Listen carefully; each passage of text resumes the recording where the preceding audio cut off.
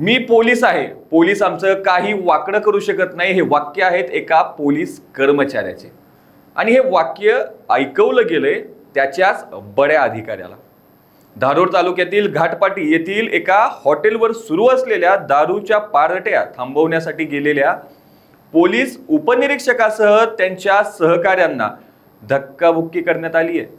आणि इतकंच नव्हे तर आरोपींनी पोलिसांच्या दिशेने बेछूट दगडफेक करून सरकारी कामात अडथळा निर्माण केलाय. या प्रकरणी आता धारोर पोलीस कर्मचाऱ्यासह 5 जणांविरुद्ध गंभीर स्वरूपाचे गुन्हे दाखल करण्यात आलेत. नमस्कार, मी बालाजी शिंदे, तुम्ही पाहताय लोकाशा टीव्ही. धारोर पोलीस ठाण्याचे पोलीस उपनिरीक्षक बाबासाहेब किशन भवर हे 2 मे 2026 रोजी रात्री आपल्या सहकाऱ्यांसह सरकारी वाहनाने गस्त घालत होते.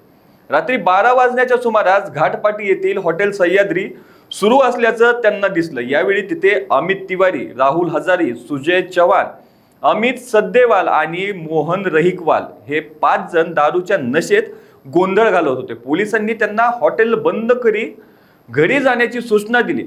पोलिसांनी विचारपूस सुरू करताच आरोपी राहुल हजारी याने मी पोलीस आहे, पोलीस आमचे काही वाकडं करू शकत नाही असं म्हणत उद्धटपणे वर्तन केलं.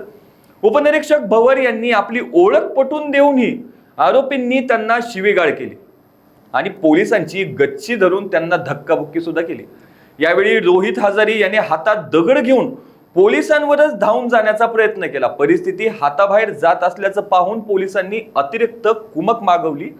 पोलीस मदतीसाठी आल्याचे पाहून आरोपींनी अंधाराचा फायदा घेत पोलिसांच्या दिशेने दगडफेक केली. यातील एक दगड उपनिरीक्षक भवर यांच्या छातीवर लागला.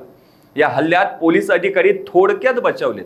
या राड्यानंतर पोलिसांनी अमित तिवारी आणि सुजय चव्हाण यांचा पाठलाग करून ताब्यात घेतलं, तर इतर तिघे मोटारसायकलवर पळून गेले. या प्रकरणी आरोपींविरुद्ध विविध कलमान्वये गुन्हा दाखल करण्यात आलाय.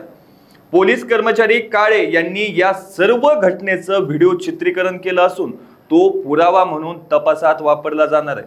अशाच ताज्या अपडेटसाठी लोकाशा टीव्हीला सबस्क्राईब करा आणि लाईक करायला विसरू नका.